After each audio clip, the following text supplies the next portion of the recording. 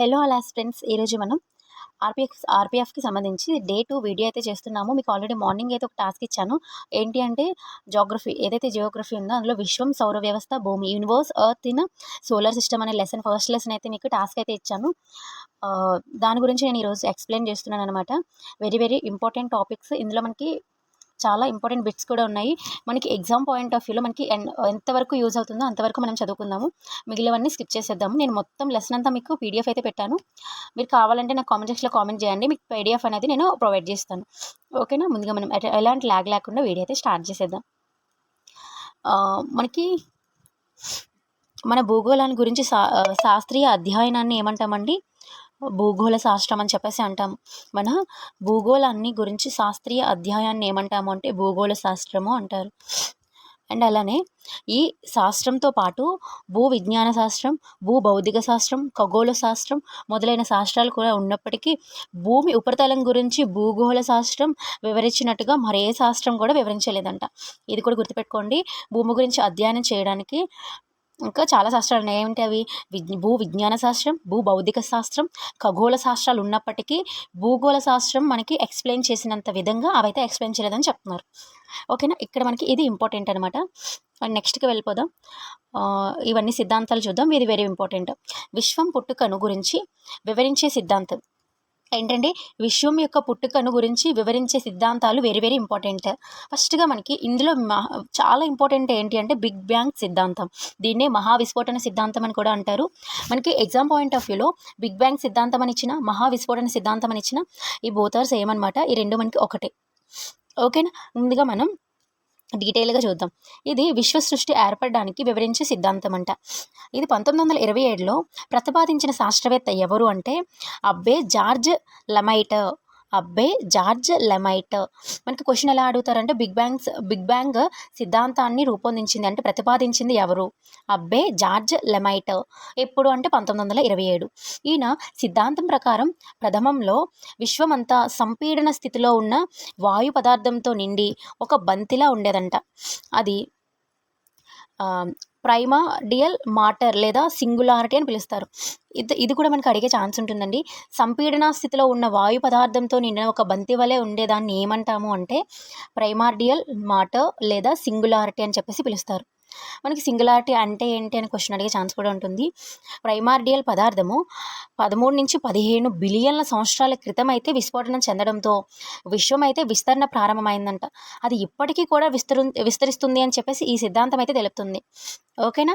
మనకి 2008 సెప్టెంబర్ 10న స్విట్జర్లాండ్లో మరియు ఫ్రాన్స్ సరిహద్దుల్లో బెర్న్ అనే ప్రాంతంలో నిర్వహించిన ప్రయోగానికి ఉపయోగించిన పరికరం ఏది అంటే ఈ సిద్ధాంతాన్ని శాస్త్రీయంగా మళ్ళీ ప్రయోగించారంట 2008లో. దానికి యూజ్ చేసిన పరికరం ఏంటి అంటే LHC, లార్జ్ హాడ్రన్ కాలిడర్ అనమాట. ఓకేనా? ఈ బిగ్ బ్యాంగ్ సిద్ధాంతం గురించి ఎవరు ప్రతిపాదించారు, ఎప్పుడు, ఇంకా విస్ఫోటనం చెందుతుందా లేదా, ఇది గుర్తుపెట్టుకోండి సరిపోతుంది. మన ఎగ్జామ్ పాయింట్ ఆఫ్ వ్యూలో మీరు SSC అయినా పర్లేదు, లేదంటే RRB, NTPC అండ్ అలానే RPF ఏ ఎగ్జామ్కి అయినా సరే మనకి ఇదే స్టాటిక్ పాయింట్స్ ఉంటాయి కాబట్టి అందరికీ కూడా యూజ్ అవుతుందండి. ప్రతి ఒక్కరు కూడా మనం చదువుకోవచ్చు. అండ్ నెక్స్ట్ చూద్దాము. నెక్స్ట్ సిద్ధాంతం డోలనా సిద్ధాంతం. దీన్నే పల్సేటింగ్ థియరీ అని చెప్పేసి అని కూడా అంటారు. డోలనా సిద్ధాంతాన్ని ప్రతిపాదించిన శాస్త్రవేత్త ఎవరు అంటే డాక్టర్ అలెస్ సాండేజ్. డోలనా సిద్ధాంతాన్ని ప్రతిపాదించింది ఎవరండి? డాక్టర్ అలెస్ సాండేజ్. ఇతను ఏం చెప్పారంట? విశ్వం కొన్ని కోట్ల సంవత్సరాల పాటు సంకోచించి మరలా కొన్ని కోట్ల సంవత్సరాల పాటు వ్యాకోచిస్తుంది ఈ సిద్ధాంతం తెలుపుతుందంట. ఓకేనా? మనకి ఎవరు ఏం తెలిపారు అని అడిగే ఛాన్స్ ఉంటుంది. లేదంటే డోలనా సిద్ధాంతాన్ని ఎవరు ప్రతిపాదించారు అని అడిగి సింపుల్గా మనకి పైన టచ్ చేయాలనుకోండి. డోలనా సిద్ధాంతాన్ని ఎవరు ప్రతిపాదించారు? డాక్టర్ అలెస్ సాండేజ్. మనకి ఇక్కడ ముందు మనం ఏదైతే చూసామో అక్కడ మనకి ఇంకొక ఇంపార్టెంట్ పాయింట్ కూడా ఉందండి. బిగ్ బ్యాంగ్ సిద్ధాంతాన్ని అంటే ఎన్ని బిలియన్ల సంవత్సరాలు క్రితం విస్ఫోటనం చెందడంతో విశ్వం విస్తరించింది అని చెప్పేసి అడిగే ఛాన్స్ కూడా ఉంటుంది. ఈ నెంబర్ గుర్తుపెట్టుకోండి, 13 నుంచి 15. మనకి కన్ఫ్యూజ్ చేయడానికి 12 నుంచి 13, 13 నుంచి 16 ఇలా అడిగే ఛాన్స్ ఉంటుంది. 13 నుంచి 15 బిలియన్ల సంవత్సరాల క్రితం అని చెప్పేసి గుర్తుపెట్టుకోండి. ఓకేనా? అండ్ నెక్స్ట్ స్టడీ స్టేట్ సిద్ధాంతం, నిరంతర సృష్టి సిద్ధాంతం అని చెప్పేసి అంటాము. స్టడీ స్టేట్ సిద్ధాంతం దీన్ని ఎవరు ప్రతిపాదించారు అంటే కేంబ్రిడ్జ్ విశ్వవిద్యాలయానికి చెందిన Hermann Bondi and Thomas Gold and అలానే ఫ్రెడ్ హుయేల్, ఇలా ఈ ముగ్గురు కూడా మనకి స్టడీ స్టేట్ సిద్ధాంతాన్ని అయితే ప్రతిపాదించారు. నెక్స్ట్ భూకేంద్రక సిద్ధాంతం, ఇది మనకి ఇంపార్టెంట్. మనకి ఫస్ట్ బిగ్ బ్యాంగ్ సిద్ధాంతం వెరీ ఇంపార్టెంట్ అండ్ అలానే భూకేంద్రక సిద్ధాంతం కూడా ఇంపార్టెంట్. భూకేంద్రక సిద్ధాంతాన్ని ప్రతిపాదించింది ఎవరు అంటే టాలెమీ. ఇక్కడ మనకి ప్రింటింగ్ అనేది మిస్టేక్ పడిందండి. క్రీస్తు శకం 1400 సంవత్సరంలో టాలెమీ మరియు గ్లయోకో అనే ఈజిప్ట్ ఖగోళ శాస్త్రవేత్తలు దీన్ని ప్రతిపాదించారు. భూకేంద్రక సిద్ధాంతాన్ని ప్రతిపాదించింది టాలెమీ అని చెప్పేసి గుర్తుపెట్టుకోండి. భూమి కేంద్రక స్థానంలో ఉంటూ దాని చుట్టూ సూర్యుడు మరియు ఇతర గ్రహ స్వరూపాలు పరిభ్రమిస్తూ ఉంటాయని ఈ సిద్ధాంతం అయితే తెలుపుతుంది. భూ కేంద్రక సిద్ధాంతం గుర్తుపెట్టుకోండి. ఇలా భూ కేంద్రక సిద్ధాంతం అంటే ఏంటి లేదు, ఇలా భూమి మిడిల్లో ఉండి చుట్టూ ఇలా గ్రహాలు అండ్ అలానే ఇతర ఖగోళ స్వరూపాలు కూడా ఉన్నాయి అని చెప్పేసి భూకేంద్రక సిద్ధాంతం టాలెమీగా అయితే తెలిపారు. ఎప్పుడు అంటే 1400 సంవత్సరంలో. నెక్స్ట్ సూర్యకేంద్రక సిద్ధాంతం. సూర్యకేంద్రక సిద్ధాంతం అనేది 1743లో పోలాండ్ దేశానికి చెందిన కోపర్నికస్ మనకి భూకేంద్రక సిద్ధాంతాన్ని కనుక్కున్నది టాలెమీ, సూర్యకేంద్రక సిద్ధాంతాన్ని ప్రతిపాదించింది కోపర్నికస్. ఈ శాస్త్రవేత్తల పేర్లు గుర్తుపెట్టుకోండి, ఇంపార్టెంట్. అండ్ అలానే ఇతను ఏం చెప్పారు అంటే సూర్యుడు మనకి ఇలా మధ్యలో ఉండి దాని చుట్టూ గ్రహాలు, ఉపగ్రహాలు అండ్ అలానే ఇతర ఖగోళ స్వరూపాలు పరిభ్రమిస్తూ ఉంటాయని తెలిపిందంటే కోపర్నికస్ ఖగోళ మరియు గణిత శాస్త్రవేత్త. ఓకేనండి, మీకు డిఫరెన్స్ తెలిసింది కదా భూకేంద్రక సిద్ధాంతాన్ని సూర్యకేంద్రక సిద్ధాంతానికి. ఇంకా నెక్స్ట్ చూద్దాం విశ్వం. బిగ్ బ్యాంగ్ థియరీ ఏదైతే మనం స్టార్టింగ్ చూసాం కదండి, బిగ్ బ్యాంగ్ థియరీ ఈ ప్రకారము ప్రైమార్డియల్ మాటర్ అంటే ఏమని చెప్పమండి, మనం విశ్వం అనేది ఇంకా వ్యాప్తి చెందుతూనే ఉంది అని చెప్పేసి చెప్పడం. దాదాపు 13 నుంచి 15 బిలియన్ల సంవత్సరాల క్రితం విస్ఫోటనం చెందడం ఏర్పడిన విశ్వ పదార్థం కొన్ని వేల మిలియన్ల గ్యాలక్సీలు, నిహారికలు, శూన్య ప్రదేశాలుగా విడిపోవడం జరిగిందంట. మనం ఇంకా కొంచెం ముందుకు వెళ్ళే కొద్ది గ్యాలక్సీ అంటే ఏంటి, నిహారికలు అంటే ఏంటి, శూన్య ప్రదేశాలు అంటే ఏంటి కూడా చూస్తాం. అండ్ వీటి యొక్క సమూహాన్ని విశ్వం అని కూడా పిలుస్తారు. ఏంటండి విశ్వం అంటే ఏంటి, గ్యాలక్సీ కానీ నిహారికలు కానీ శూన్య ప్రదేశాలు వీటన్నిటి యొక్క సమూహాన్నే ఏమని అంటాము అంటే విశ్వం అని అంటాం. విశ్వ పదార్థం ఇప్పటికీ విస్తరిస్తూనే ఉంది. ఆల్రెడీ బిగ్ బ్యాంగ్ థియరీ అనేది ఏం చెప్తుందండి, ఇంకా విశ్వ పదార్థం అనేది ఇప్పటికీ కూడా విస్తరిస్తూనే ఉంది. విశ్వ పరిధి అనంతమైనదంట. విశ్వ పరిధి అనేది ఏంటి, అనంతమైనది. అండ్ నెక్స్ట్ కాస్మాలజీ అంటే ఏంటి, కాస్మాలజీ అంటే విశ్వ ఆవిర్భావాన్ని గురించి అధ్యయనం చేసే శాస్త్రాన్నే కాస్మాలజీ అంటారు. రష్యన్ పరిభాషలో అంట కాస్మాలజీ. ఇది గుర్తుపెట్టుకోండి, కాస్మాలజీ అంటే ఏంటి, విశ్వ ఆవిర్భావాన్ని గురించి తెలియజేస్తుంది. ఆస్ట్రానమీ అంటే విశ్వంలో ఖగోళ వస్తువులు ఏవైతే ఉంటాయో గెలాక్సీలు, నక్షత్రాలు, నెబ్యులాలు, గ్రహాలు, ఉపగ్రహాలు వీటన్నిటినీ గురించి అధ్యయనం చేయడాన్ని ఆస్ట్రానమీ అంటాము. అలా కాకుండా ఓన్లీ విశ్వం గురించి అధ్యయనం చేయడాన్ని కాస్మాలజీ అంటాం. ఓకేనండి. అండ్ నెక్స్ట్ పాయింట్ అయితే చూద్దాము, గ్యాలక్సీలు. మనం ఆల్రెడీ చెప్పాను కదా, ఇప్పుడు గ్యాలక్సీ అంటే ఏంటో చూద్దాము. విశ్వంలోని కొన్ని వేల మిలియన్ల నక్షత్రాల సమూహాన్ని గ్యాలక్సీ అంటారు. ఆల్రెడీ మనం చిన్నప్పుడు చదివే ఉంటాము గ్యాలక్సీ అంటే ఏంటో. విశ్వంలోని కొన్ని వేల మిలియన్ల నక్షత్రాల సమూహాన్ని ఏమంటామండి, గ్యాలక్సీలు అంటాం. అండ్ విశ్వంలో బిలియన్ల కొద్ది గ్యాలక్సీలు అయితే ఉన్నాయని శాస్త్రవేత్తల అంచనా. ఏంటి, విశ్వంలో బిలియన్ల కొద్ది గ్యాలక్సీలు అంటే ఎన్ని నక్షత్రాలు ఉన్నాయో కూడా తెలియదు. కొన్ని నక్షత్రాల సమూహాన్ని గ్యాలక్సీలు అంటారు. అలాంటి గ్యాలక్సీలో చాలా ఉన్నాయని చెప్పేసి శాస్త్రవేత్తలు అయితే అంచనా వేశారంట. ప్రతి గ్యాలక్సీలో 10 బిలియన్ల వరకు నక్షత్రాలు ఉంటాయంట. గుర్తుపెట్టుకోండి, ప్రతి గ్యాలక్సీలో 10 కాదు 100 బిలియన్స్ వరకు నక్షత్రాలు అయితే ఉంటాయి. అండ్ అలానే దీన్నే మనం ఇందులోని సూర్యుడు భాగంగా ఉన్న గ్యాలక్సీని ఏమంటామండి, పాలపుంత లేదా ఆకాశగంగా అంట. సూర్యుడు కూడా మనకి ఒక నక్షత్రం, అది మన అందరికీ తెలిసిందే. సూర్యుడు ఏంటండి మనకి ఒక నక్షత్రం. సూర్యుడు భాగంగా ఉన్న గ్యాలక్సీని ఏమంటాము, పాలపుంత లేదా ఆకాశగంగా అని పిలుస్తాము. ఈ నేమ్ కూడా మనకు ఆల్రెడీ విన్నదే, గుర్తుపెట్టుకోండి. సూర్యుడు భాగంగా ఉన్న గ్యాలక్సీని ఏమంటాము, పాలపుంత లేదా ఆకాశగంగా. ఇది మనకి ఏ షేప్లో ఉంటుంది, ఇది ఇంపార్టెంట్.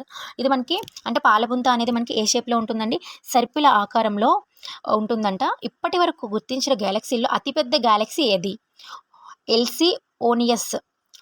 అండ్ అలానే పాలపుంతలో అతి దగ్గరగా ఉన్న గ్యాలక్సీ ఏది, పాలపుంతకు అతి దగ్గరగా ఉన్న గ్యాలక్సీ ఏది అంటే ఆండ్రోమేడా.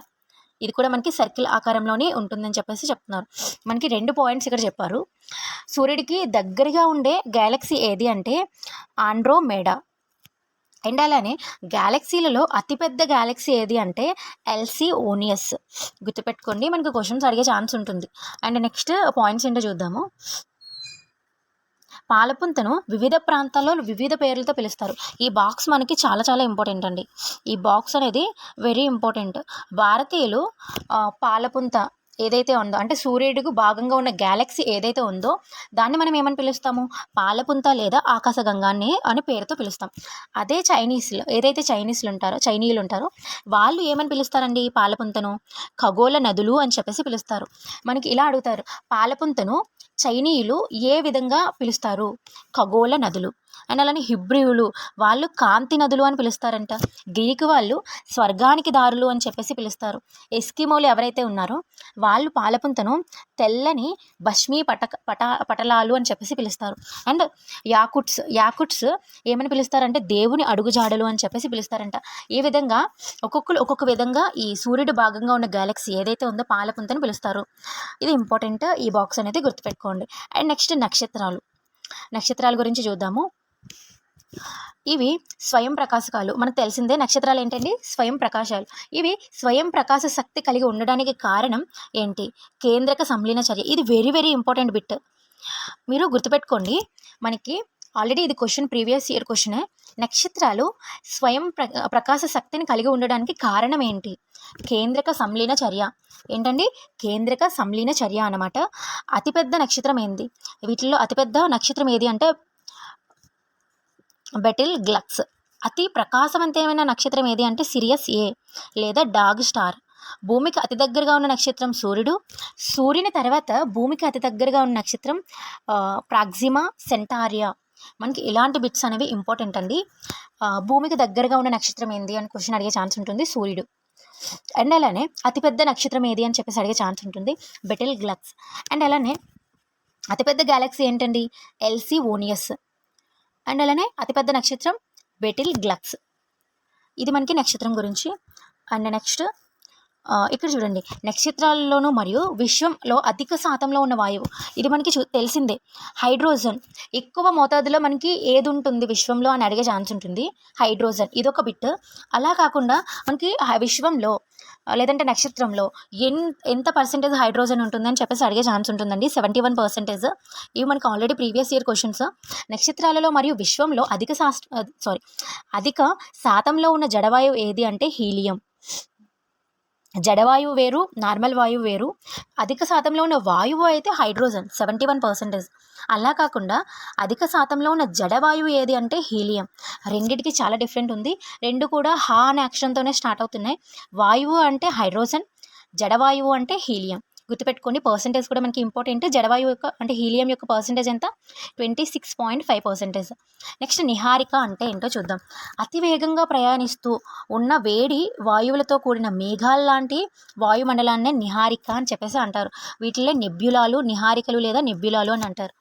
ఏంటండి, వేగంగా ప్రయాణిస్తూ వేడి వాయువులతో కూడిన మేఘాల లాంటి ఏదైనా ఒక ఆకారం ఉంది, ఆ మండలాన్ని ఏమంటామండి, నిహారిక లేదా నెబ్యులా అంటాం.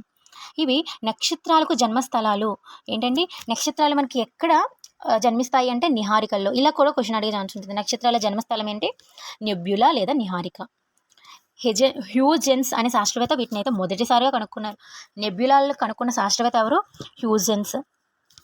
అంటే నెక్స్ట్ శూన్య ప్రదేశాలు అంటే ఏంటి, గ్యాలక్సీలకు నిహారికలకు మధ్య గల ఖాళీ ప్రదేశాన్ని శూన్య ప్రదేశాలు అంటారు. 97% విశ్వమంతా శూన్య ప్రదేశమే. మనకి శూన్య ప్రదేశం ఎంత పర్సెంటేజ్ ఉంది అని క్వశ్చన్ అడిగే ఛాన్స్ ఉంటుంది, 97%. శూన్య ప్రదేశాల్లో అంటే ఏంటంటే గ్యాలక్సీలో ఏదైతే ఉంటాయో గ్యాలక్సీలకు అండ్ అలానే నిహారికలకు మధ్య గల ఖాళీ ప్రదేశాలనే శూన్య ప్రదేశాలు అంటారు. ఇవి మనకి ఇంపార్టెన్స్, గుర్తుపెట్టుకోండి. అండ్ నక్షత్ర ఆవిర్భావ పరిణామ సిద్ధాంతం వివిధ దశలు చూద్దాం. మనకి ఇవి కూడా ఇంపార్టెంట్ అండి. న్యూట్రాన్ నక్షత్రాలు, అర్ధ నక్షత్రాలు, స్థిర నక్షత్రాలు, అరుణ మహాతార అండ్ మరుగుజ్జు నక్షత్రం, భేదాత్మక నక్షత్రం, తాత్కాలిక నక్షత్రం, కృష్ణబిలం. ఇలా ఈ టైప్స్ ఆఫ్ అంటే నక్షత్రం ఇలా ఈ విధంగా ఇన్ని దశలలో ఏర్పడుతుందన్నమాట. ఫస్ట్ న్యూట్రాన్ నక్షత్రం. నాడి కొట్టుకుంటున్న రీతిలో, నాడి ఎలా అయితే కొట్టుకుంటుందో అదే రీతిలో విద్యుదయస్కాంత శక్తిని వెలువరిస్తే ఉన్న నక్షత్రాలను న్యూట్రాన్ నక్షత్రాలు అని అంటారంట. అండ్ అర్ధ నక్షత్రాలు ఏమంటారంటే పూర్తి స్థాయి నక్షత్ర దశను పొందక ముందు దాన్ని అర్ధ నక్షత్రాలు అంటారు. ఇవన్నీ మనకి అంత ఇంపార్టెంట్ కాదు. అరుణ మహాతర దశ ఇక్కడ కాదు.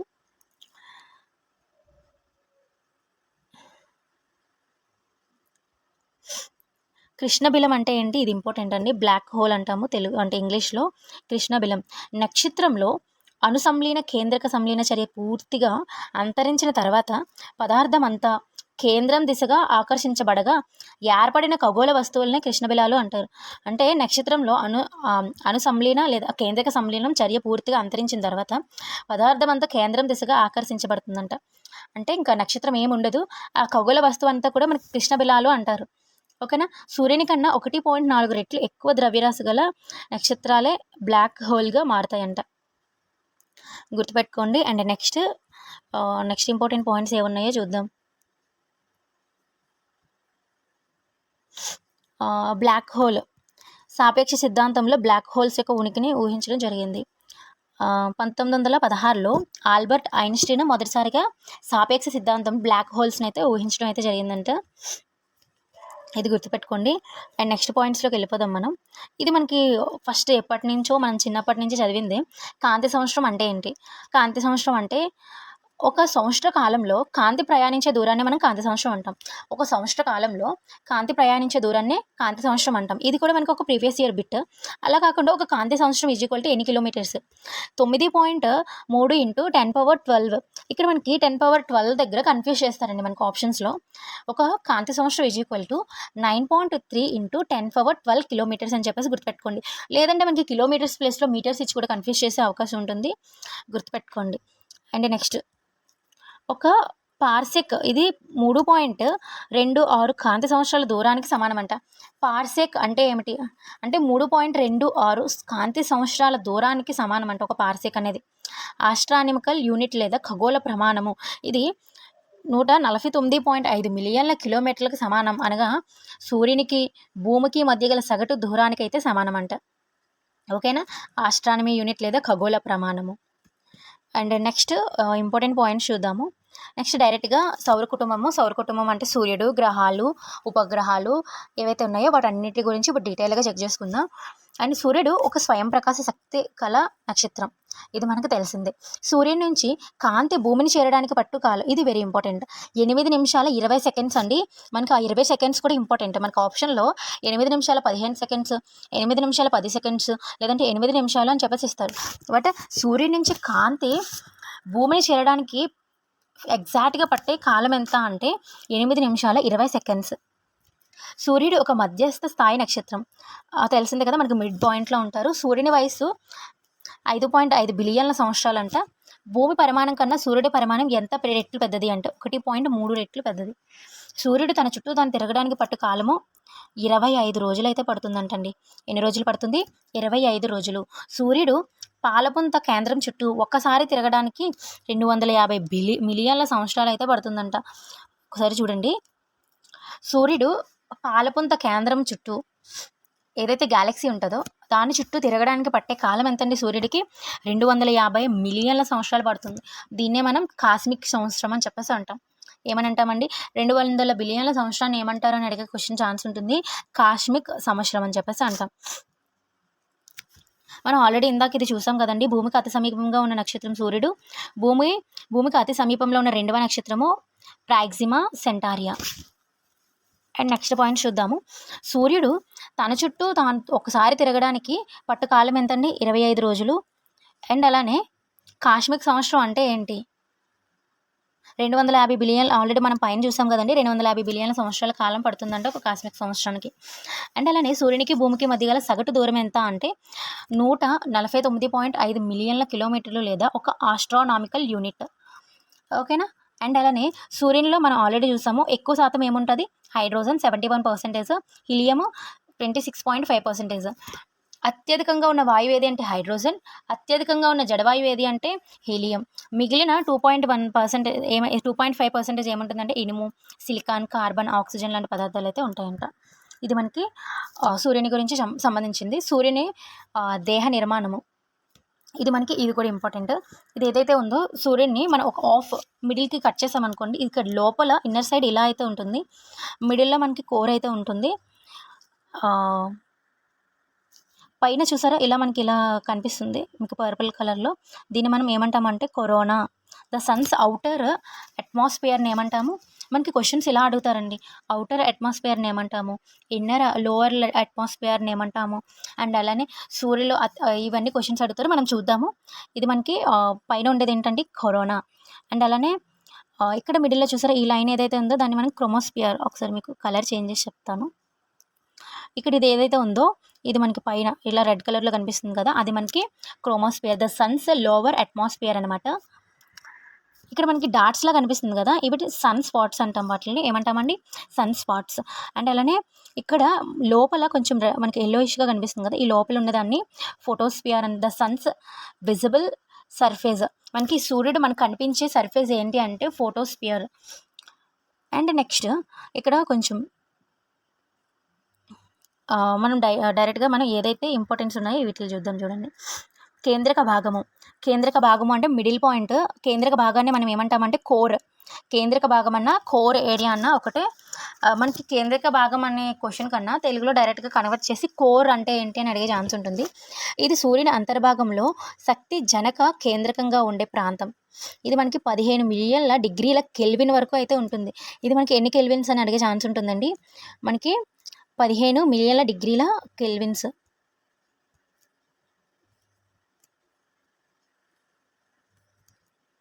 ఓకేనా. నెక్స్ట్ విద్యుదయస్కాంత ప్రాంతం, రేడియో యాక్టివ్ జోన్. ఇది మనకి అంత ఇంపార్టెంట్ కాదు, దీంట్లోకి వెళ్దాం. ఉష్ణ సంవాహన ప్రాంతం. ఈ ప్రాంతంలో శక్తి ఉష్ణ సంవాహన వాయు ప్రవాహాల రూపంలో వేగంగా సూర్యుని ఉపరితలం వైపు బుడగల రూపంలో సూర్యుని ఉపరితలాన్ని అయితే చేరుకుంటుందంట. అండ్ నెక్స్ట్ ఇంపార్టెంట్ పాయింట్ ఏంటో చూద్దాము. ప్రోటోస్ఫియర్ అంటే కాంతి మండలం. ప్రోటోస్ఫియర్ అంటే ఇది మనకు ప్రకాశవంతంగా పగటి సమయంలో కనిపించే సూర్యుని ఉపరితలము. మనం ఆల్రెడీ చూసాం కదా ఇమేజ్లో, ఇదే మనకి ప్రోటోస్ఫియర్. మనకి ఇమేజ్లో కనిపిస్తుంది కదా మిడిల్ పాయింట్లో, దాన్ని ప్రోటోస్ఫియర్ లేదా కాంతి మండలము అని అంటాం తెలుగులో. ఇది మనకి ఎన్ని డిగ్రీల సెంటీగ్రేడ్ ఉంటుంది అంటే 6000 డిగ్రీల ఉష్ణోగ్రత అయితే ఉంటుంది. మనకి క్వశ్చన్స్ కాంతి మండలం యొక్క ఉష్ణోగ్రత ఎంత, ఇలా క్వశ్చన్స్ అడిగే ఛాన్స్ ఉంటుంది. ఎంతండి, 6000 డిగ్రీల సెంటీగ్రేడ్స్. ఈ ప్రాంతంలోని నల్లటి కాంతిహీన మచ్చలను సన్ స్పాట్స్ లేదా బ్లాక్ స్పాట్స్ అని కూడా అంటాం. మనం ఆల్రెడీ చూసాం అక్కడ ఇమేజ్లో. అండ్ నెక్స్ట్ సూర్యాంకాలాల్లో పరిసర ప్రాంతాల్లో కంటే ఉష్ణోగ్రత తక్కువగా ఉంటుంది. ఎంతండి, 1000 నుంచి 1500 డిగ్రీల సెల్సియస్ అయితే ఉంటుంది. అండ్ నెక్స్ట్ ఇక్కడ ఇంపార్టెంట్, ప్రతి 11 సంవత్సరాలకు ఒకసారి సూర్యాంకాలం నుంచి అత్యధిక పరిమాణంలో సౌరజ్వాలలు అయితే విడుదలవుతాయంట. దీన్నే మనం సౌర సునామీలు లేదా సౌర తుఫాన్లు అంటారు. మనకు క్వశ్చన్ ఎలా అడే ఛాన్స్ ఉంటుందంటే సౌర సునామీలు లేదా సౌర తుఫాన్లు మనకి ఎన్ని సంవత్సరాలకు ఒక్కసారి అత్యధికంగా విడుదలవుతాయి అని క్వశ్చన్ అడిగితే ఎన్ని సంవత్సరాలకు ఒకసారి అండి, 11 సంవత్సరాలకు ఒకసారి. అండ్ నెక్స్ట్ పాయింట్ ఏంటో చూద్దాము.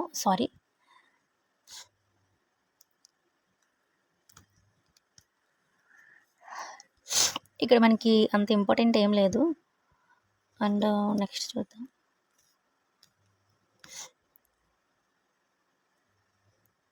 సూర్యుడిపై పరిశోధన నిమిత్తం ఇస్రో సంస్థ ప్రయోగించిన కృత్రిమ ఉపగ్రహం మనకి రీసెంట్గా తెలిసిందే, ఆదిత్య L1. అండ్ సమాన సూర్యకాంతిని పొందే ప్రదేశాలను ఐసోహెల్స్ అంటారు. అండ్ నెక్స్ట్ ఇంపార్టెంట్ ఏంటంటే క్రోమోస్పియర్. దీన్నే వర్ణావరణము అనేసి అంటారు. ఈ ఫోటోస్పియర్ పైన ఎరుపు ఆరెంజ్ రంగుల్లో ఉండే భాగం అయితే ఉంటుంది.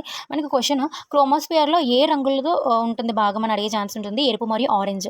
ఇది మనకి ఎన్ని డిగ్రీల ఉష్ణోగ్రత ఉంటుందండి, 32,000 డిగ్రీల సెంటీగ్రేడ్లు అయితే ఉంటుందంట. ఈ ప్రాంతము సూర్యోదయం మరియు సూర్యాస్తమయ సమయంలో కనిపిస్తుంది. మనకి ఫోటోస్పియర్ మనకి స్టార్టింగ్ ఏదైతే చూసామో ఫస్ట్ వన్, ఈ ఫోటోస్పియర్ అనేది మనకి ఎప్పుడు కనిపిస్తుందండి, పగటి సమయంలో కనిపిస్తుంది. ప్రకాశవంతంగా ఉండేటప్పుడు పగటి సమయంలో ఫోటోస్పియర్ అనేది కనిపిస్తుంది. అలానే క్రోమోస్పియర్ అనేది మనకి ఎప్పుడు కనిపిస్తుందంట, సూర్యోదయము సూర్యాస్తమయ సమయంలో కనిపిస్తుంది. మనకి సూర్యాస్తమయ సమయంలో సూర్యోదయ సమయంలో కనిపించే ఏరియా ఏది అని చెప్పేసి అడిగే ఛాన్స్ ఉంటుంది, క్రోమోస్పియర్. అండ్ అలానే నల్లటి కాంతిహీనమైన రేఖలు ఏర్పడి ఉంటాయి. వీటిని ఫ్రాన్హోఫర్ రేఖలు అని చెప్పేసి పిలుస్తారంట. And next corona. Mid point ఏదైతే ఉందో, మిడ్ పాయింట్ కాదు, మనకి ఏదైతే చివర ఉంది కదా, మనకి జూమ్ అయిపోతుంది, దీన్నే మనం ఆల్రెడీ చూస్తాం కదా కరోనా అని చెప్పేసి అంటాము. This area is a corona. ఇప్పుడు మనం దాని గురించి కూడా చూద్దాం డీటెయిల్గా. కరోనా క్రోమోస్పియర్ పై భాగంలో అత్యధిక ఉష్ణోగ్రత గల ప్రాంతాలనే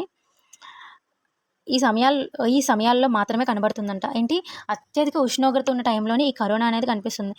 ఫోటోస్పియర్ అనేది మనకి పగటి సమయంలో కనిపిస్తుంది. క్రోమోస్పియర్ అనేది మనకి సూర్యోదయం మరియు సూర్యాస్తమం సమయంలో కనిపిస్తుంది. కరోనా సూర్యకాంతి పరివేషణం అనేది క్రోమోస్పియర్పై భాగంగా అత్యధిక ఉష్ణోగ్రత గల ప్రాంతం ఆ సమయంలో మాత్రమే కనిపిస్తుందంట. దీని యొక్క ఉష్ణోగ్రత ఎంత అంటే 1,72,000 డిగ్రీల సెంటీగ్రేడ్. గుర్తుపెట్టుకోండి. ఇవి మనకి ఇంపార్టెన్స్ ఆఫ్ సూర్యుడి గురించి చూసాము. నెక్స్ట్ గ్రహాలు. మనకి మొత్తం సౌర కుటుంబంలోని గ్రహాలు ఎన్నైతే ఉండేవో చూద్దాము. ప్రస్తుతం సౌర కుటుంబంలో గ్రహాలు ఎన్ని అంటే 8. మనకి అంతకుముందు అంటే 2006 ఆగస్ట్ 24 వరకు కూడా మనకి 9 గ్రహాలు అయితే ఉండేవి. బట్ 2006 ఆగస్ట్ 24న చెక్ రిపబ్లిక్ రాజధాని అయిన ప్లేగ్లో IAU ఇంటర్నేషనల్ ఆస్ట్రానామికల్ యూనియన్, ఇది ఫుల్ ఫామ్ అడిగే ఛాన్స్ ఉంటుందండి, మనకి ఫుల్ నేమ్ ఎక్స్ప్లెయిన్ చేయమని. ప్లూటోన్ అయితే గ్రహస్థాయి లేదని దీన్నైతే మరుగుజ్జు గ్రహాల జాబితాలోకి చేర్చేశారు. అంటే ప్లూటో అనేది మనకి గ్రహం కాదు. ఇప్పుడు మనకి ప్రెజెంట్ ఉన్న గ్రహాలు ఎన్ని అంటే 8. అండ్ అలానే దీన్ని ఎప్పుడు గ్రహం నుంచి తొలగించారు, ఈ డేట్ మనకి ఇంపార్టెంట్. 2006 ఆగస్ట్ 24 చెక్ రిపబ్లిక్ రాజధాని అయిన ప్రేగ్లో జరిగిన IAU ఇంటర్నేషనల్ ఆస్ట్రానామికల్ యూనియన్ సమావేశంలో అయితే దీన్ని తొలగించడం జరిగింది. ఇది మనకి ఇంపార్టెంట్ పాయింట్. అండ్ నెక్స్ట్, సౌర కుటుంబంలో ఏదైనా ఖగోళ వస్తువును గ్రహంగా పేర్కొనాలి అంటే దానికి ఉండవలసిన లక్షణం, ఇది వెరీ వెరీ ఇంపార్టెంట్. సౌర కుటుంబంలో ఏదైనా ఒక ఖగోళ వస్తువు తీసుకోండి, అంటే గ్రహం అది మనకి గ్రహంగా ఉండాలి అంటే దానికి ఉండవలసిన మెయిన్ ఒక ఇంపార్టెంట్ లక్షణం ఏంటి అంటే సూర్యుని చుట్టూ దీర్ఘ వృత్తాకార మార్గంలో తిరగాలి. నార్మల్గా వృత్తాకార మార్గం అంటే ఇలా తిరుగుతుంది, బట్ అలా కాకుండా దీర్ఘ వృత్తాకారము అంటే ఇలా వస్తుందన్నమాట.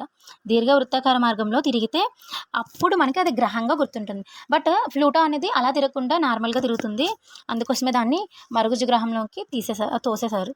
అండ్ నెక్స్ట్ ఇంకా ఇంపార్టెంట్ పాయింట్స్ అనేది చూసుకుందాం. మనకి ఇలా అయితే వీడియో అనేది లెంత్ అయిపోతుంది. అవుటర్ సోలార్ సిస్టమ్, ఇక్కడ ఇమేజ్ అనేది మీకు అంత పర్ఫెక్ట్గా రాలేదండి, సారీ, నేను చూసుకోలేదు. నెక్స్ట్ కూపియర్ బెల్ట్ అంటే ఏంటి?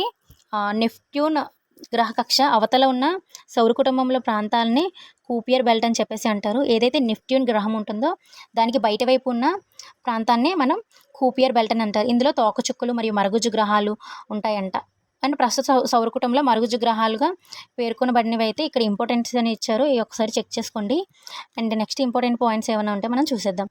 అండ్ ఊర్ట్ క్లౌడ్ రీజియన్, కూపియర్ బెల్ట్ అవతల ఉన్న ప్రాంతాన్ని మనకి ఏదైతే నెప్ట్యూన్ గ్రహం ఉంది కదండి, నెప్ట్యూన్ గ్రహానికి అవతల ప్రాంతాన్ని కూపియర్ బెల్ట్ అని చెప్పేసి అంటాం.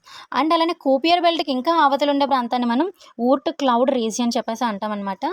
అండ్ ఇవన్నీ గుర్తుపెట్టుకోండి, ఇవి మనకి ఇంపార్టెన్స్. ఇవన్నీ కూడా మనకి క్వశ్చన్ అనేది ఏ విధంగా రేస్ చేస్తారో తెలియదు. ఇవన్నీ పైన మనం చదువుకుంటూ వెళ్ళాం అనుకోండి, మనకి ఎగ్జామ్ పాయింట్ ఆఫ్ వ్యూలో క్వశ్చన్ ఎలా అడిగినా మనం ఎగ్జామ్ ఆన్సర్ చేయొచ్చు అనమాట. నిమ్నత గ్రహాలు, ఉన్నత గ్రహాలు ఏంటి? ఈ గ్రహాల భూకక్ష లోపల సూర్యునికి దగ్గరగా ఉంటాయి. ఏవేవి? బుధుడు, శుక్రుడు. ఈ రెండు కూడా నిమ్నత గ్రహాలు అంటారు. ఉన్నత గ్రహాలు ఈ కక్షకు అవతల ఉండేవి ఏంటి? అంగారకుడు, బృహస్పతి, శని, ఇంద్రుడు, వరుణుడు, యముడు. వీళ్ళని ఈ ఉన్నత గ్రహాలు అని చెప్పేసి అంటారంట. అండ్ నెక్స్ట్, అంతరా లేదా భౌమ గ్రహాలు లేదా టెరెస్ట్రియల్ గ్రహాలు అంటే ఏమిటి? పరిమాణంలో అతి చిన్నగా ఉంటాయి, శిలా నిర్మాణితి అండ్ అధిక సాంద్రత ఉన్న ఉష్ణోగ్రత కలిగి ఉంటాయంట. అవి ఎగ్జాంపుల్ ఏంటి అంటే బుధుడు, శుక్రుడు, అంగారకుడు. వీటిని భౌమ గ్రహాలు అంటారు. అండ్ బాహ్య గ్రహాలు, జోవియన్ గ్రహాలు అంటే ఏమిటి? హైడ్రోజన్ లాంటి అనేక వాయువులు ద్రవీభించగా ఏర్పడినవి. ఇవి తక్కువ సాంద్రత, తక్కువ ఉష్ణోగ్రతలు కలిగి ఉంటాయి. ఎక్కువ సాంద్రత, ఎక్కువ ఉష్ణోగ్రత కలిగి ఉన్నదాన్ని భౌమ గ్రహాలు అని, అండ్ తక్కువ ఉష్ణోగ్రత, తక్కువ సాంద్రత కలిగిన గ్రహాలను జోవియస్ గ్రహాలు అని చెప్పేసి అంటారు. వీటి ఎగ్జాంపుల్స్ కూడా ఇంపార్టెంట్, గుర్తుపెట్టుకోండి. అండ్ నెక్స్ట్ పాయింట్ ఏంటో చూద్దాము. ఇవి ఒకసారి మీరు వీడియో అనేది పాజ్ చేసుకొని చూసుకోండి. బుధుడికి ఉన్న ఉపగ్రహాలు, శుక్రుడికి, అండ్ బుధుడికి శుక్రుడికి అయితే ఉపగ్రహాలు లేవు. అండ్ ఇది గుర్తుపెట్టుకోండి, ఏ గ్రహాలకి మనకి ఉపగ్రహాలు లేవు కింద వాటిలో అని చెప్పేసి అడిగే ఛాన్స్ ఉంటుంది. ఏవండి? బుధుడు అండ్ శుక్రుడు. అండ్ భూమికి ఉన్న ఒకే ఒక ఉపగ్రహం ఏంటి? చంద్రుడు ఒకటి, మనకి ఆల్రెడీ అయితే తెలుసు. ఓకేనా? ఇలా మీరు అత్యధికంగా ఉపగ్రహాలు కలిగిన గ్రహం ఏది? శని గ్రహము. రెండవ ఎక్కువ ఉపగ్రహాలు కలిగిన గ్రహం ఏది? బృహస్పతి. ఇలా మీరు ప్రతిదీ కూడా గుర్తుపెట్టుకోండి. ఇక్కడ నేను వీడియో అనేది పాజ్ చేసుకొని చెక్ చేసుకోండి, ఎందుకంటే మనకి వీడియో అనేది చాలా లెందీ అయిపోతుంది. పరిమాణాన్ని బట్టి చూస్తే గ్రహాల్లోని ఆరోహణ క్రమము, అవరోహణ క్రమము ఇవన్నీ ఇచ్చారు. వీటిని కూడా ఒకసారి చూడండి. నేను ఇక్కడ వీడియో అయితే పెడుతున్నాను. నెక్స్ట్ ఇప్పుడు గ్రహాల యొక్క ప్రత్యేక లక్షణాలు. బుధుడు గురించి అయితే చూద్దాము. సూర్యునికి అత్యంత దగ్గరగా ఉన్న గ్రహము ఏంటి? సూర్యునికి అత్యంత దగ్గరగా ఉన్న గ్రహం ఏదండి? బుధుడు. గుర్తుపెట్టుకోండి, సూర్యునికి అత్యంత దగ్గరగా ఉన్న గ్రహం బుధుడు. అండ్ అలానే సౌర కుటుంబంలో అతి చిన్న గ్రహం ఏది అంటే బుధుడే. మనకి సౌర కుటుంబంలో సూర్యునికి అత్యంత దగ్గరగా అతి చిన్న గ్రహం ఏది అంటే బుధుడు. అండ్ అలానే ఇక్కడ భ్రమణానికి ఉపగ్రహాలు లేవని చెప్పేసి ఆల్రెడీ మనం చూసాము. భ్రమణానికి పట్టే కాలము 58 రోజులు, పరిభ్రమణానికి పట్టే కాలము 88 రోజులు. భ్రమణం అంటే ఏంటి, పరిభ్రమణం అంటే ఏంటి మీకు తెలిసే ఉంటుంది. దాని గురించి తెలిస్తే నాకు కామెంట్ సెక్షన్లో కామెంట్ అయితే చేయండి, ఓకేనా. అండ్ నెక్స్ట్ ఇంకా ఇంపార్టెంట్ వాటిని చూద్దాము. అతి తక్కువ పరిభ్రమణం కలిగిన కాలం గల గ్రహం ఏది అంటే అది కూడా మనకి బుధుడు. రోమన్ వ్యాపార దేవతగా అయితే పేర్కొంటారంట. బుధుడిని ఏమంటారండి? రోమన్ వ్యాపార దేవతగా పేర్కొంటారు. అతి తక్కువ పరిభ్రమణాలు కలిగిన గ్రహం ఏది అన్నా సరే బుధుడు. అతి చిన్న గ్రహం ఏదన్నా బుధుడు. అండ్ అలానే సూర్యునికి అతి దగ్గరగా ఉన్న గ్రహం ఏదన్నా బుధుడు. ఇక్కడ మీకు ఇమేజ్ అనేది చూడండి, క్లియర్గా కనిపిస్తుంది. ఇక్కడ సన్కి చూసారా, మెర్క్యూరీ అంటే ఏంటి? బుధుడు. మనకి సూర్యుడు చూసారా, అతి దగ్గరగా ఉన్న గ్రహము మెర్క్యూరీ అనమాట. అండ్ అతి చిన్నగా కూడా కనిపిస్తుంది. అండ్ నెక్స్ట్ శుక్రుడు, దీన్ని మనం వీనస్ అని అంటాము. అండ్ వేగచుక్క అని కూడా అంటారంట. దీన్ని ఆచ్ఛాదన గ్రహము అని కూడా అంటారు. అంటే అత్యంత ప్రకాశవంతమైన గ్రహము ఏది అంటే శుక్రుడు. మనకి ఇలాంటి పాయింట్స్ అన్నీ ఇంపార్టెంట్ అండి. అత్యంత ప్రకాశవంతమైన గ్రహం ఏంటి, అత్యంత చిన్న గ్రహం ఏంటి, అత్యంత పెద్ద గ్రహం ఏంటి, అతి సూర్యునికి దగ్గరగా ఉన్నది ఏంటి, అతి దూరంగా ఉన్న గ్రహం ఏంటి, ఇలాంటి పాయింట్స్ మనకి చాలా ఇంపార్టెంట్, ఓకేనా. అండ్ నెక్స్ట్ సౌర కుటుంబంలో అత్యంత వేడిగల గ్రహము ఏది అంటే శుక్రుడు. అత్యంత వేడి అండ్ ప్రకాశవంతం. మీరు ఇలా గుర్తుపెట్టుకోండి, శుక్రుడు చాలా వేడిగా ఉంటాడు కాబట్టి అక్కడ చాలా ప్రకాశవంతంగా ఉంటుందని గుర్తుపెట్టుకోండి. అంటే అక్కడ వేడిగా ఉండడం వల్ల దాన్ని గ్లోబల్ వార్మింగ్ అంట. అక్కడ 600 డిగ్రీల సెంటీగ్రేడ్ ఉందంట. సౌర కుటుంబంలో అత్యంత వేడిగల గ్రహం శుక్రుడు, అత్యంత ప్రకాశవంతమైన గ్రహం కూడా శుక్రుడు, ఓకేనా. ఇక్కడ మనకి ఆత్మభ్రమణానికి అండ్ పరిభ్రమణానికి ఈ రెండింటికి కూడా డిఫరెన్స్ అనేది చూసుకోండి. అతి దగ్గరగా ఉన్న గ్రహము దీన్ని ఉదయతార లేదా సంధ్యాతార అని కూడా పిలుస్తారంట. భూమికి అతి దగ్గరగా ఉన్న గ్రహం ఏంటండి? శుక్రుడు. దీన్నే ఉదయతార లేదా తార అని పిలుస్తారు. అండ్ నెక్స్ట్ దీనికి ఇంకొక ఇంపార్టెన్స్ పాయింట్ ఏమైనా ఉంది అంటే ఈ గ్రహ పరిమాణం, ద్రవ్యరాశి మరియు సాంద్రత భూమిని పోలి ఉన్నందున దీన్నే భూమి యొక్క కవల అని పిలుస్తారు. ఇది మనకి ప్రీవియస్ ఇయర్ బిట్. భూమి యొక్క కవల అని చెప్పేసి ఏ గ్రహాన్ని పిలుస్తారు అంటే శుక్రుడు. అండ్ అలానే గ్రీకుల అందమైన దేవతగా శుక్రుడిని అయితే పిలుస్తారు, ఓకేనా. అండ్ నెక్స్ట్ పాయింట్ ఏంటో చూద్దాము. మీకు నేను ఇంపార్టెంట్ పాయింట్స్ని చెప్తున్నానండి. మీకు కావాలంటే పీడిఎఫ్ కావాలంటే నాకు కామెంట్ సెక్షన్లో కామెంట్ చేస్తే పీడిఎఫ్ ప్రొవైడ్ చేస్తాను. మీరు ఇంకా డీటెయిల్గా చదువుకున్నారనుకోండి, మీకు ఇంకొకసారి విని చదివితే ఎక్కువ మనకి గుర్తుండే ఛాన్స్ అయితే ఉంటుందన్నమాట. Next transit. సూర్యుడు భూమికి మధ్య బుధుడు వచ్చినప్పుడు ఆ గ్రహాన్ని నల్లని మచ్చ మాదిరిగా ప్రయాణించి పోతుందంట. దాన్ని ట్రాన్సిస్ట్ అని చెప్పేసి అంటారు. ఇది దశాబ్దంలో 14 సార్లు జరుగుతుంది అని చెప్పేసి చెప్పారు. అండ్ నెక్స్ట్ భూమి. ఈ భూమి గురించి ఇంపార్టెంట్ పాయింట్స్ ఏమన్నా ఉన్నాయి అంటే చూద్దాం. భూమి, దీనినే జీవగ్రహము, జలయుత గ్రహము, నీలి గ్రహం అని కూడా పిలుస్తాము. భూమి యొక్క వయసు దాదాపుగా 4.5 బిలియన్ల సంవత్సరాలు. మనం సూర్యుని యొక్క వయసు ఎంత చూసామండి? 5.5 బిలియన్ల సంవత్సరాలు. భూమి యొక్క వయసు ఎంత? దాదాపు 4.5 బిలియన్ల సంవత్సరాలు. మనకి దాదాపు అన్నామంటే మనకి పర్టికులర్గా ఇయర్ అయితే తెలియదు కాబట్టి దాదాపు అని చెప్పేసి మనం చెప్పుకుంటున్నాం. అండ్ ఈ పాయింట్స్ అన్ని మీరు ఒకసారి చెక్ చేసుకోండి, ఓకేనా. అండ్ ఇంకా కొన్ని ఇంపార్టెంట్స్ ఏమైనా ఉంటాయని చెప్తాను. భూమి ఏ ఆకారంలో ఉంటుంది? ఇది మనకి చాలా చాలా ఇంపార్టెంట్ అండి. భూమి మనకి ఏ ఆకారంలో ఉంటుంది? జియాయిడ్ అనే ఆకారంలో ఉంటుంది. ఇది మనకి చాలా చాలా ఇంపార్టెంట్. అండ్ అలానే ప్రీవియస్ ఇయర్ బిట్ కూడా భూమి యొక్క ఆకారం ఏంటంటే జియాయిడ్. అండ్ నెక్స్ట్ సౌర కుటుంబంలో అత్యధిక సాంద్రత గల గ్రహం ఏది అంటే భూమి. ప్రత్యేక గ్రహంగా కూడా చెప్తాము, ఎందుకంటే మనం నివసిస్తున్నాం కాబట్టి. ఉపగ్రహం ఏది అంటే చంద్రుడు. అండ్ అలానే ఇంకా ఏమైనా పరహేలి, అపహేలి అనేది కూడా ఇంపార్టెంట్ అండి. సూర్యుని భూమికి మధ్య గల కనిష్ట దూరానికి తెలియజేస్తుంది. అంటే మనకి అపహేలి, పరహేలి అనేది మనకి చదవడానికి చిన్నగా అనిపిస్తుంది, చూస్తారు. అలా మీరు గుర్తుపెట్టుకోండి. సూర్యునికి భూమికి మధ్య గల కనిష్ట దూరాన్ని పరిహేలి అని చెప్పేసి అంటారు. 147 బిలియన్ల కిలోమీటర్లు. భూగోళ సగటు ఉష్ణోగ్రత ఈలో ఎక్కువగా ఉంటుందంట. ఏ టైంలో నుండి? జనవరి 3న స్థానంలోకి అయితే వస్తుందంట, ఓకేనా. భూమికి సూర్యునికి మధ్య గల కనిష్ట దూరాన్ని ఏమంటారు? పరిహేలి. అపహేలి. ఈ అపహేలి అంటే సూర్యునికి భూమికి మధ్య గల గరిష్ట దూరాన్ని అపహేలి అంటారు. ఇది మనకి 152 మిలియన్ల కిలోమీటర్లు అయితే ఉంటుందంట. ఈ 2 కిలోమీటర్స్ కూడా ఇంపార్టెంట్. తక్కువ వచ్చినప్పుడు 147 కిలోమీటర్స్, ఎక్కువ దూరం ఏంటండి 152 మిలియన్ల కిలోమీటర్స్. ఇది గుర్తుపెట్టుకోండి. ఈ 2 కూడా మనకి ఇంపార్టెంట్ పాయింట్స్. ఇది మనకి ఈ స్థితి అనేది ఎప్పుడు వస్తుందంటే జూలై 4 వస్తుంది. జనవరి 3, జూలై 4 పరహేలి అపహేలి. అండ్ నెక్స్ట్ ఆకస్మిక సిద్ధాంతం. ఈ ఆకస్మిక సిద్ధాంతాన్ని ప్రతిపాదించింది ఎవరు చూద్దాం ఒకసారి. Jeans and Jefferies. ఏంటండి జీన్స్ అండ్ జెఫ్రీస్ అనమాట. ఇది ఒకసారి మీరు చూడండి.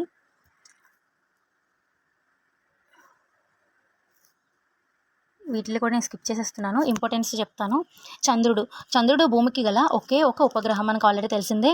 అండ్ అలానే చంద్రుడి పరిమాణం భూమి పరిమాణంలో 4వ వంతు కాగా దీన్ని భూమి గురుత్వాకర్షణకు 6వ వంతు, అంటే 1/6 అనమాట.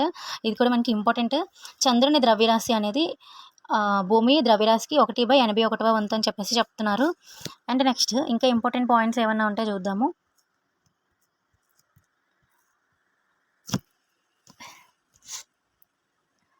చంద్రుని కాంతి భూమిని చేరడానికి ఎంత సమయం పడుతుంది?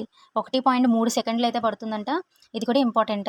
ఇది ఆల్రెడీ చూసాం కదండి. భూమి గురుత్వాకర్షణ శక్తిలో చంద్రుని గురుత్వాకర్షణ శక్తి ఎంత అంటే 1/6వ వంతు. నెక్స్ట్ ఇవన్నీ కూడా మీరు ఒకసారి చూసుకోండి. ఏమైనా అంత ఇంపార్టెంట్ అయితే లేదు, నేను చూసి ఇంపార్టెన్సీ మాత్రమే మీకు చెప్తున్నాను. అండ్ చంద్రయాన్ 1, చంద్రయాన్ 2 గురించి మనకు ఆల్రెడీ తెలిసిందే. చంద్రుని గురించి అధ్యయనం చేయడానికి పంపించారు. వీటి గురించి కూడా మీరు చెక్ చేయండి. అండ్ అలానే చంద్రయాన్ 3 కూడా మనకు జరిగింది కదా, ఇవన్నీ మనకు తెలిసిందే. అండ్ నెక్స్ట్ ఏంటో చూద్దాము. చంద్రమాన తుస్కలాలు. ఒక్కసారి నేను వీడియో ఇలా పెడతాను, మీరు పాస్ చేసుకొని ఒకసారి రీడ్ చేసుకోవడానికి ట్రై చేయండి. ఓకేనా. అండ్ నెక్స్ట్ డైరెక్ట్గా మన అంగారకుడి దగ్గరికి వెళ్ళిపోదాము. అంగారకుడిని ఏమంటారు అంటే రెడ్ ప్లానెట్ లేదా అరుణ గ్రహము అని చెప్పేసి ఏ గ్రహాన్ని అంటారు అంటే అంగారకుడిని. అరుణ గ్రహము లేదా అంగారకుడు అన్నా సరే మనకి ఒకటే అనమాట, గుర్తుపెట్టుకోండి. అండ్ నెక్స్ట్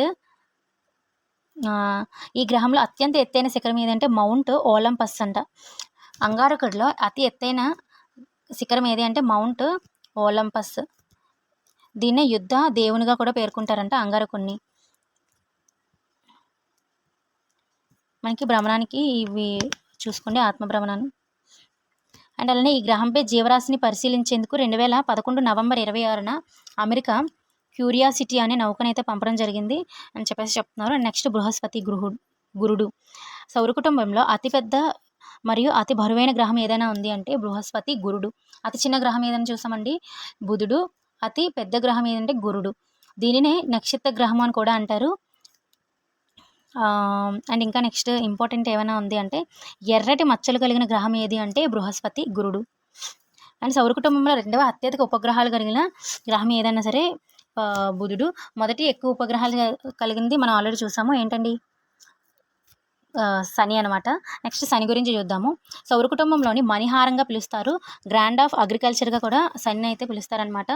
3 అందమైన వలయ అలంకరణ వస్తువుల వల్ల ఏర్పడిందంట. అంటే అందమైన వలయాలు కలిగిన గ్రహం ఏది అంటే శని గ్రహము. సౌర కుటుంబంలో మొదటి పెద్దది అండ్ అలానే ఎక్కువ ఉపగ్రహాలు కలిగింది కూడా ఇదే. 82 ఉపగ్రహాలు అయితే కలిగి ఉన్నాయి. ఇది మనకి శని గురించి ఇంపార్టెంట్. అండ్ అలానే ఈ గ్రహాన్ని మన ఆరెంజ్ గ్రహం అని కూడా అంటారు.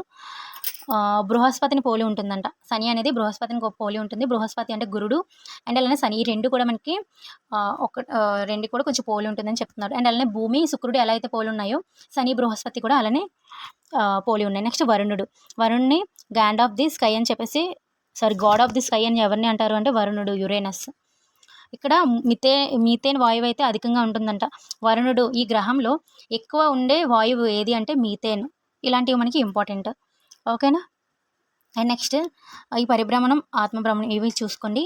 అండ్ ఇంద్రుడి గురించి చూద్దాము. ఎక్కువ వరుణ గ్రహంతో పాటు ఇతర ప్రధాన గ్రహాలతో పోలిన గ్రహం అంటే ఇంద్రుడు. 165 సంవత్సరాల్లో సూర్యుని చుట్టూ ఒక పరిభ్రమణం పూర్తి చేస్తుందంట. ఇది కూడా ఒక ఇంపార్టెంట్ చూసుకోండి. సూర్యుని అత్యంత దూరంగా ఉన్న గ్రహం ఏది అంటే ఇంద్రుడు. అతి శీతలమైన గ్రహం ఏది అంటే ఇంద్రుడే. మనకి అతి వేడిగా ఉండే గ్రహము, ప్రకాశవంతమైన గ్రహము శుక్రుడు. అండ్ అత్యంత దూరంగా ఉన్న గ్రహం ఏది అంటే అతి శీతలంగా ఉన్న గ్రహం ఏంటి అంటే ఇంద్రుడు. ఓకే, ఇంతటితో మనకి 8 గ్రహాల గురించి కూడా చూసాము. అండ్ ఆస్ట్రాయిడ్స్ లేదా లఘు గ్రహాలు లేదా గ్రహ శకలాలు అనమాట, వాటి గురించి ఒకసారి చూద్దాము. ముందుగా తోకచుక్కలు. సూర్యుని చుట్టూ దీర్ఘవృత్తాకార కక్షలో పరిభ్రమించే ఘనస్థితిలో ఉన్న వాయు మరియు దుమ్ము, ధూళి, లోహ కణాలతో కూడిన ఖగోళ స్వరూపాలంట తోకచుక్కలు అనేవి. ఇందులో 3 భాగాలు ఉంటాయి. కేంద్రకము, తల లేదా కోమ, తోక. ఇప్పుడు ఒక కేంద్రకం ఉందనుకోండి, కేంద్రకము ఇక్కడ ఇలా తల అండ్ ఇలా తోక కూడా ఉంటుంది. వీటిలో ప్రధానమైనది హేలీ తోకచుక్క. తోకచుక్కల్లో ప్రధానమైన తోకచుక్క పేరేంటి? హేలీ తోకచుక్క అని చెప్పేసి గుర్తుపెట్టుకోండి. ఇందులో మనకి ఇంపార్టెంట్ ఏదైతే ఉంటుందో కేంద్రకము, తల భాగము, తోక భాగము అనేది ఇంపార్టెంట్. ప్రతి 76 సంవత్సరాలకు ఒక్కసారి భూమిని అయితే సమీపిస్తుంది. తోకచుక్కలు ఎన్ని సంవత్సరాలకు ఒకసారి భూమిని సమీపిస్తుంది అని 76 సంవత్సరాలకు ఒక్కసారి. అండ్ 1986లో భూమిని సమీపించడం జరిగిందంటే వీటినే మంచు గోళాలు లేదా స్నోబాల్స్ అని కూడా పిలుస్తారు. ఇవి మనకి ఇంపార్టెంట్స్. ఈ లెసన్ మొత్తం నేను కంప్లీట్ చేసేసానండి. ఈ లెసన్కి సంబంధించిన ఇంపార్టెంట్ పాయింట్స్ అన్నీ మీకు కవర్ చేశానని అనుకుంటున్నాను. ఈ వీడియో మీకు యూస్ఫుల్ అనిపిస్తే మన ఛానల్ని సపోర్ట్ చేయండి, ఒక లైక్ చేయండి అండ్ సబ్స్క్రైబ్ చేసుకోవడం మర్చిపోకండి. Thank you so much watching my video all. నేను ఆల్రెడీ మీకు చెప్పాను, ఈ లెసన్లో మనకి చివరిలో 88 బిట్స్ అయితే ఉన్నాయి. వాటన్నిటిని కూడా పీడిఎఫ్ చేసి అండ్ ఆన్సర్స్తో సహా మీకు పీడిఎఫ్ చేసి పెడతాను. వాటిని రీడ్ చేసుకోండి. ఈ లెసన్ విన్న తర్వాత వాటిని మీరు సాల్వ్ చేసుకున్నారనుకోండి, మీకు ఈ లెసన్ మీద ఒక మంచి గ్రిప్ అయితే వస్తుంది. మీ అందరికీ యూస్ఫుల్ అవుతుందండి. నన్ను కొంచెం సపోర్ట్ చేశారనుకోండి, ఇంకా మంచి మంచి వీడియోస్తో మీ ముందుకు వస్తాను. Thank you so much watching my video all. Bye bye.